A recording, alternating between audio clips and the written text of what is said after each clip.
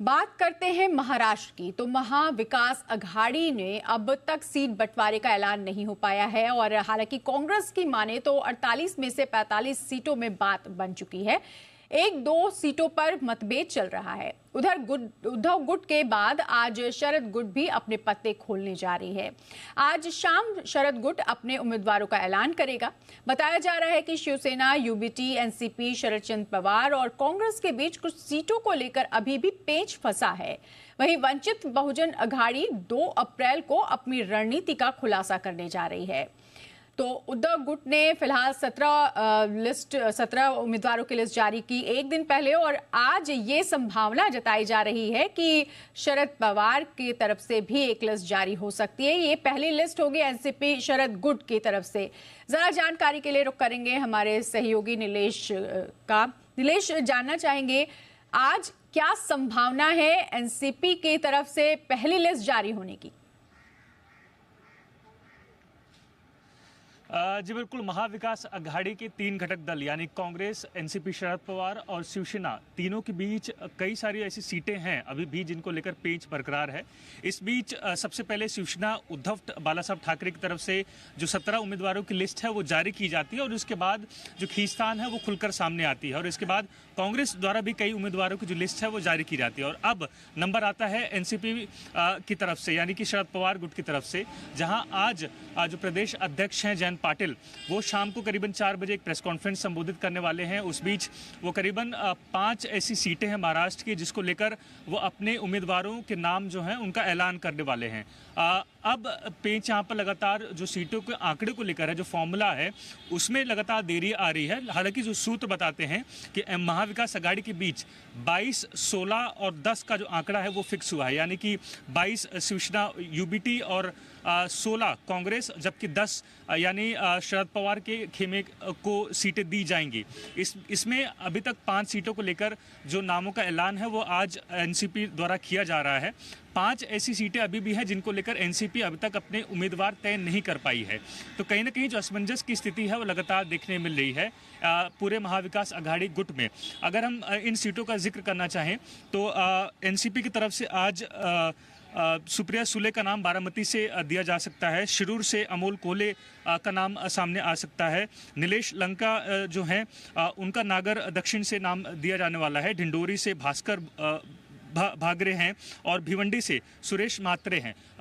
इस बीच ये भी जिक्र कर दें कि भिवंडी एक ऐसी सीट है जिसको लेकर कांग्रेस और एनसीपी के बीच बीते दिनों खींचतान देखने मिली थी, क्योंकि एनसीपी का दावा था कि 2009 में इकलौता ऐसा चुनाव था जब कांग्रेस इस सीट पर विजय घोषित हुई थी और ऐसे में जो एनसीपी है वो इस सीट को लेकर दावा कर रही है। लेकिन क्या अगर इस सीट पर आज अगर एनसीपी ऐलान करती है तो इसके बाद कांग्रेस का क्या रुख होगा? क्या वो नाराजगी अपने व्यक्त करेंगे और क्या इससे महाविकास अघाड़ी पूरे गुट में कोई बड़ा इम्पैक्ट देखने मिल सकता है या नहीं, इस पर जरूर नजर बरकरार रहेगी। बिल्कुल नीलेश, जैसा कि आपने बताया कि बारामती से सुप्रिया को टिकट मिल सकता है, सुप्रिया सुले यहां से चुनाव लड़ सकती हैं, इसकी घोषणा आज हो सकती है।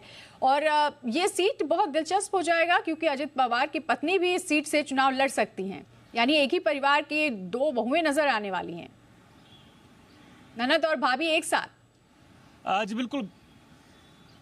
जी बिल्कुल, बारामती एक ऐसी सीट है जो कि एनसीपी का गढ़ माना जाता है, शरद पवार का गढ़ माना जाता है। लेकिन इस बार जो पावर पॉलिटिक्स है वो देखने मिलेगी दोनों पवारों के बीच, यानी चाचा और भतीजा के बीच जो पावर डोमिनेंस है वो ज़रूर इंटरेस्टिंग रहने वाला है।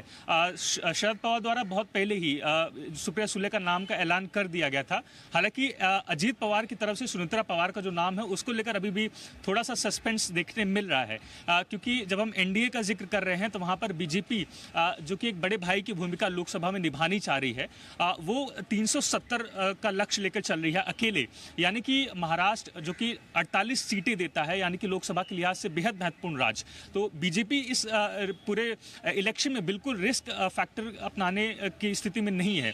वो चाहती है कि वो जो भी सीटों पर नाम अनाउंस हो वो अश्योर्ड सीटें हों, यानी कि जो नाम दिए जाते हैं वो गारंटी हो कि ये नाम उन्हें लोकसभा तक कहें कि जो सत्ता की चाबी है वो जरूर पहुंचाए। तो सुनीता पवार को लेकर फिलहाल सस्पेंस जरूर है। अजीत पवार नाम का जो सुगबुगाहट है उनके द्वारा जरूर शुरू की गई है, जो उनके कार्यकर्ता हैं उनके नाम सुनीता पवार के नारे लगा रहे हैं, उनके पोस्टर बैनर लग रहे हैं।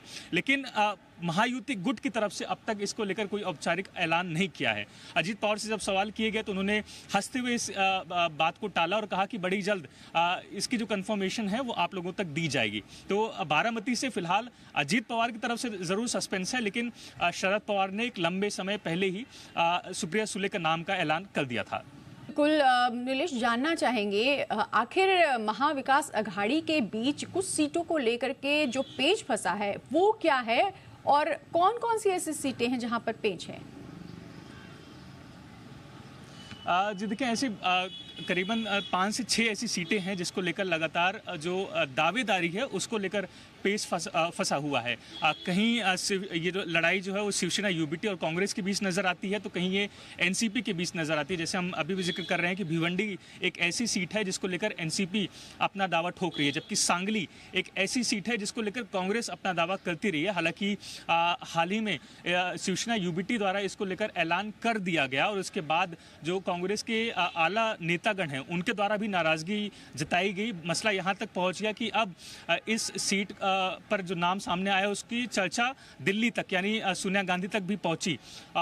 इसके साथ ही दक्षिण मध्य मुंबई की एक सीट है उसको लेकर विवाद देखने मिल रहा था, जहां से यूबीटी के अनिल देसाई का नाम जो है वो पब्लिक किया गया, उसको लेकर भी कांग्रेस की तरफ से नाराजगी दर्ज की गई है। इसके साथ उत्तर पश्चिम मुंबई की जो सीट है जिसको लेकर हम लगातार देख रहे हैं संजय निरुपम जो कि कांग्रेस के पूर्व सांसद भी रह चुके हैं, वो अपनी नाराजगी व्यक्त करते हैं। नाराजगी सिर्फ महाविकास अघाड़ी से नहीं बल्कि अपने कांग्रेस शीर्ष नेतृत्व से भी अपनी जो नाराजगी है वो व्यक्त कर रहे हैं। और इसी के चलते जो कई सारी सीटों को लेकर पेच है वो फंसा हुआ है और इसी के चलते जो देरी है सीट शेयरिंग फॉर्मूला को लेकर वो भी देखने मिली है। हालांकि ये बात कही गई है कि 3 मार्च को माफ कीजिएगा 3 अप्रैल को जो महाविकास अघाड़ी के प्रमुख नेता हैं, चाहे उद्धव ठाकरे हो, बाला साहब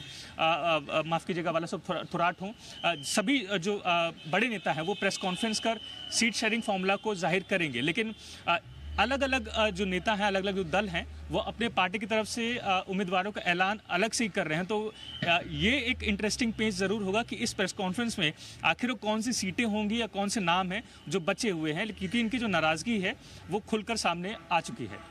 बिल्कुल, गठबंधन में इसकी घोषणा कि किस तरह का फॉर्मूला तय किया गया है टिकट बंटवारे को लेकर के वो 3 अप्रैल को हो सकती है, लेकिन अलग अलग गुट यानी अलग अलग पार्टी अपनी तरफ से घोषणा कर रही है और आज शरद पवार के गुट की तरफ से पहली लिस्ट जारी हो सकती है। और जैसा कि हमारे संवाददाता नीलेश बता रहे थे कि 10 सीटें मिल सकती हैं, जिसमें से आज 5 सीटों पर ऐलान किया जाएगा। कुछ ऐसी भी सीटें हैं जिन पर अभी भी पेच फंसा हुआ है, आगे एक दिन के बाद इस पर तस्वीर साफ हो जाएगी। नीलेश, बहुत शुक्रिया इस पूरी जानकारी के लिए।